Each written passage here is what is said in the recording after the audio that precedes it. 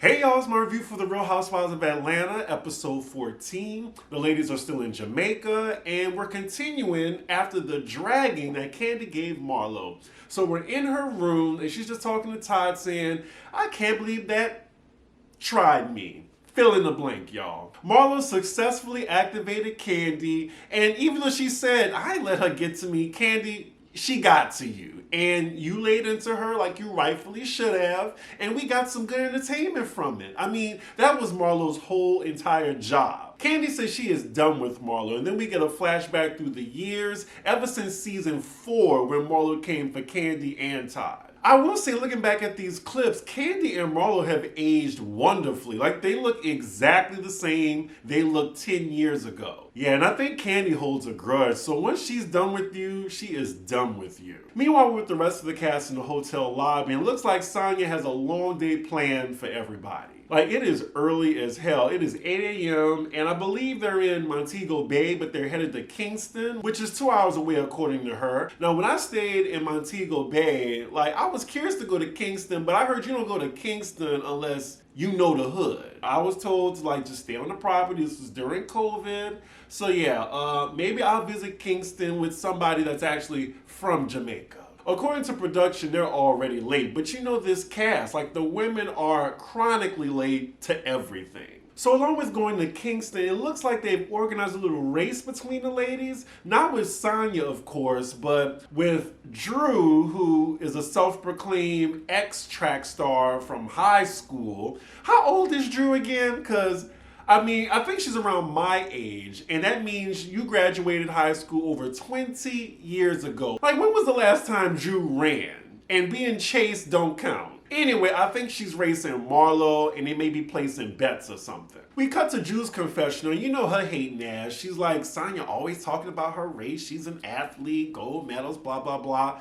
Look, she broke a world record and she has several gold medals. I'm sorry, I'll be bragging about that any chance I get. That is a part of her personality. She's proud of it. Drew, if you won an Oscar or a Grammy, I'm sure you would talk about it at some point too. But you would never reach those type of accolades because you're basic. A poor man's Megan Good. So they finally all get on the bus. Marlo arrives. She's late, 8:15. It was supposed to leave at 8. As Marlo gets on the bus, she pretended like nothing happened the other night. But her and Drew are connected, saying they had a real conversation between one another. Marlo apologizes to Drew, and she has yet to apologize to Kandi. We cut to Candi's confession, and she's like, I don't want no apology from Marlo. I don't care what she got to say.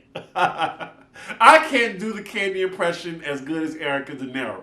I don't want her talking to me. I don't want her talking around me. So it looks like everyone's on the bus with the exception of Kenya, who is still in her room, and she's chronically late at this point. Kandi, nobody need an explanation. Like, oh, Kenya's saying she didn't eat last night. Nobody checked on her. Whatever, you're not her spokesperson. When Kenya has her event, I'm sure she expects everybody to be on time, and she wouldn't appreciate it if it happened to her. Sonya calls Kenya and lets her know that they're all waiting on her. They're trying to leave in 5 minutes. All Kenya can say is, I'll try, I'm gonna hurry.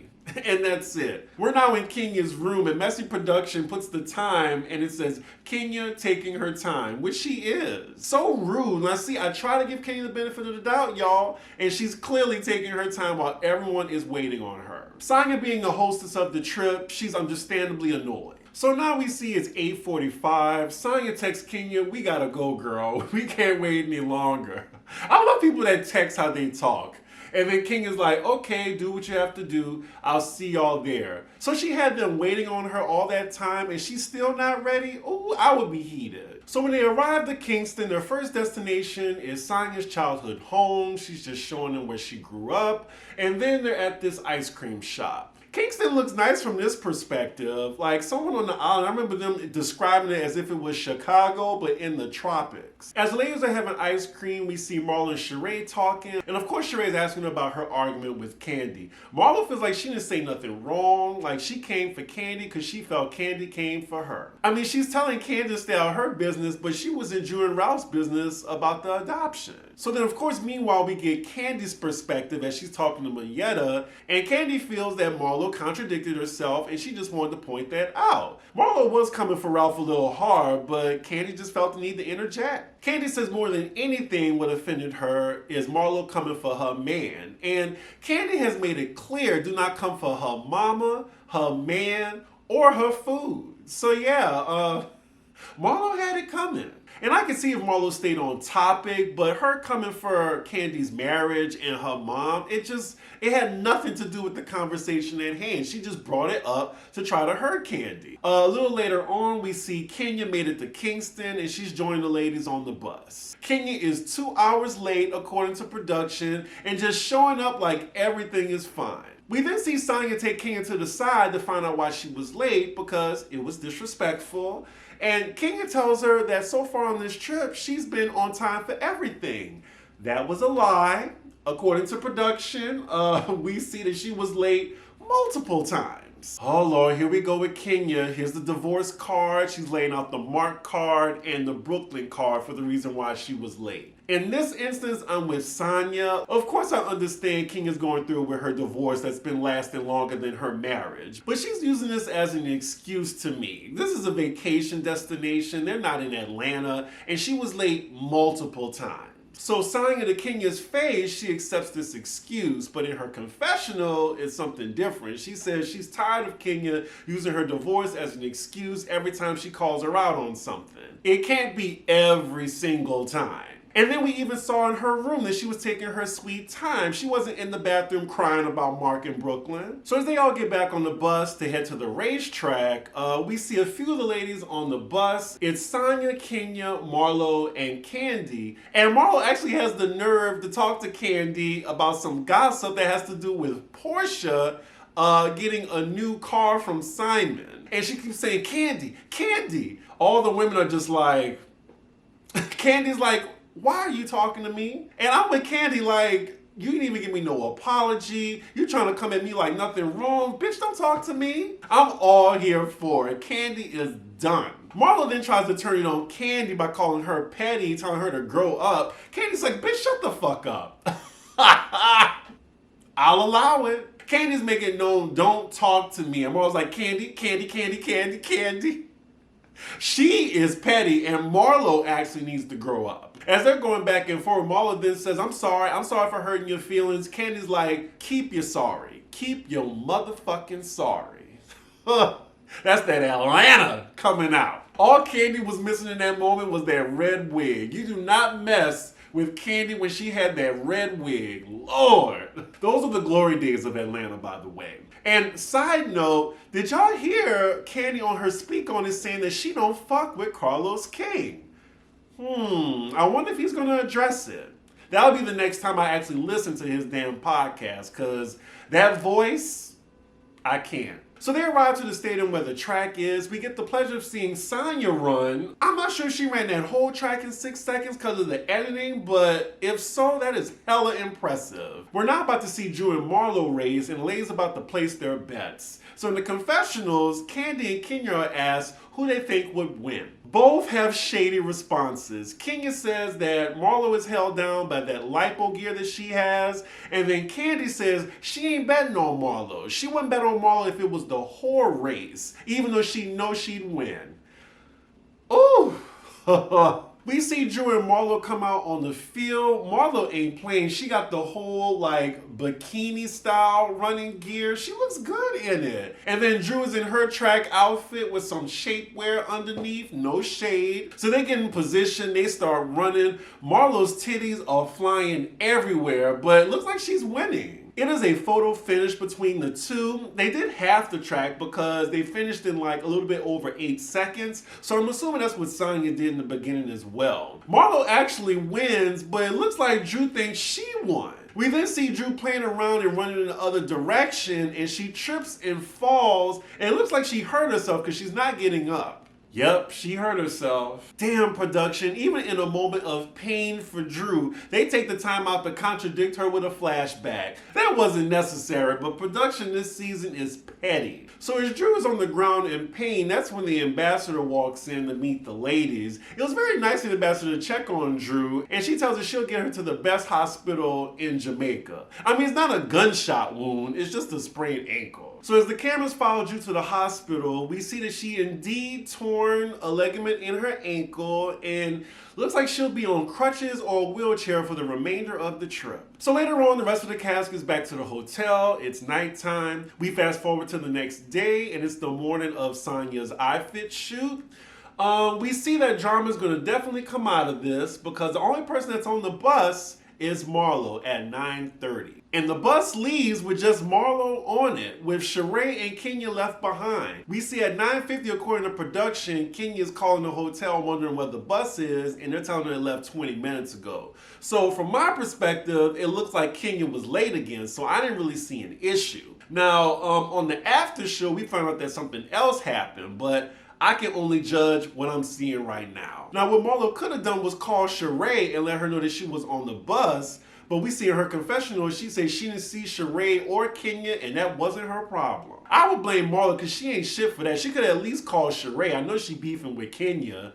I wouldn't expect Sonya to be talking to Kenya because Sonya's at work right now. She's in work mode. She shouldn't be worried about if the ladies can make it to her shoot or not. So meanwhile, we're at the iFit shoot with Sonya and her husband, and the only supporter there is Marlo and her minion. Back at the hotel, some of the ladies are gathered around, and Kenya and Sheree are pissed. Sheree even feels like she was uninvited, and Kenya's putting all the blame on Sonya, saying that Sonya didn't call her to let her know that the bus was ready or something. Again, I'm going to give Sonya the benefit of the doubt. Maybe that morning she couldn't get in touch with Kenya, and she was in work mode. Also, according to Kenya, she said she was early and waiting for hours and tried to call Sonya. I wish production would have left that in then. So we're back at Sonya's shoot, and she's on break talking to Marlo. She's asking, where's Sheree and Kenya? She had no idea that they didn't make it, and she said she didn't have her phone near her. And then sneaky ass Marlo's like, oh, well, I don't know where they were. She definitely could have sent Sheree a text message. So now it's just them two having lunch together, and maybe Marlo wanted it that way. Next scene, we're with Drew in her room, and she's sitting on the couch with that sprained ankle, and Candy's coming by to check on her. It looks like Candy wanted to keep Drew company as well as practice going over her script for an audition coming up. I actually forgot Drew was an actress, so it's a good idea for Candy to go over her lines with her. And look at Drew sounding like she knows what she's talking about when it comes to acting, telling Candy about the methods. Now see, that is the content that I want from Drew on this show because it makes her more interesting. But what do we get from her? Dog bones in her purse. As Drew's trying to explain this method to Candy, it looked like it's going in one ear and out the other. It's actually funny because Candy looked like she had more acting gigs than Drew. Somehow the conversation turns to them discussing Marlo, and she's saying like how it's obvious she's trying to get under Candy's skin, how she's trying to influence Sonya and it's actually working. And Drew says she finds it funny that Sonya's all up Marlo's ass because at first Marlo didn't have nice things to say about Sonya.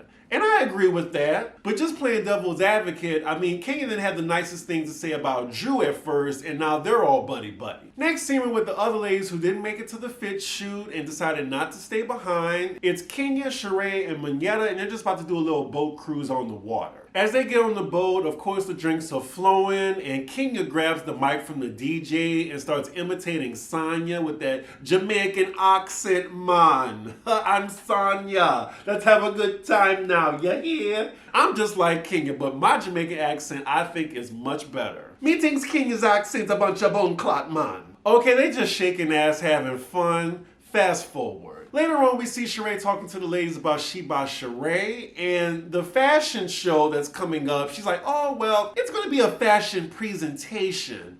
Girl, don't do it again. If you can't get She by Sheree off the line like 10 seasons later, hang it up. Hang it up. Not no presentation. It better be a fashion show. A fashion show with fashion. We cut to her confessional. She says she's not trying to raise expectations. This shit is like 11, 10 years in the making. Yeah, my expectations are high. Or they should be. I'm thinking there's only 4, maybe 5 episodes left, and her fashion show is going to be the season finale. I think if her fashion show was a disaster and didn't go according to plan, we would have heard about it because the leaks on Housewives, it's crazy these days. Next scene is later in the evening. The ladies are all headed to dinner. We're with Sonya, Sheree, and Marlo walking, and Sheree says, what happened? I feel like you uninvited me to the fit shoot.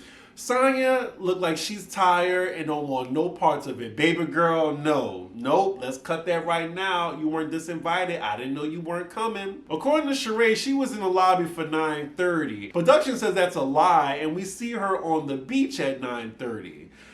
Sonya says she would never disinvite her, and you must have just missed the bus. It's not her fault. In my opinion, Sheree should be mad at Marlo, not Sonya. And speaking of Sonya, I do not like what she's wearing in this scene. This pink fluffy top she has on. She's been missing it all season with the fashion, to be honest. It's the Atlanta franchise though, so my fashion expectations are not high. And we already get some foreshadowing that King is definitely going to have some words about it. At this point, there's only 3 minutes left of the episode, so I'm pretty sure we're going to get it to be continued. Hold up. So the first topic of conversation is Candy asking Ralph about his book. And then he said he got an excerpt from it. Fast forward. Every time I see Ralph, it's a fine man gone to waste. All that toxicity makes him very unattractive. Lord, so here go the bone collector Sheree talking to Kenya, telling her what Sonya said. And then Kenya's like, wait, hold up. Sonya, what did you say? Here we go. According to Kenya, she expected a phone call from Sonya. And Sonya's saying, why are you expecting a phone call? I expected y'all to get on the car and go. I want to know why Kenya's so concerned and making a big deal out of this. It's not like she missed out on anything. Oh, and not Kenya telling Sonya, that's how you treat your guests? When just last season, and yes, y'all, I'm going to keep bringing it up, she was a sorry-ass hostess on that trip. She shouldn't say anything in her glass house. So now Sheree jumps in the argument. Now it's her and Kenya going after Sonya. They're all going back and forth. So then Ross gets up. He's like, hold on. Don't fuck with my wife. Getting real Will Smith on everybody. So then it fades to black and it's to be continued. That is where the episode ends. You know it never ends well when the husbands jump in on the drama. So I hope it's different and it's just a misdirect by the editors. I don't know whose side I'm on because outside the show, they're saying Sonya did something different. But then on the show, it's looking like Sheree and Kenya are overreacting. So y'all let me know whose side y'all on. I don't think Ross should have intervened. But if y'all feel that way, then on the last episode, Todd shouldn't have intervened because it was one-on-one when it was Candy and Marlo. So he kind of had free reign to jump in the argument if you think about it. But anyway, y'all, make sure y'all like, comment, and subscribe. And I will see y'all for my Married to Medicine review. Bye.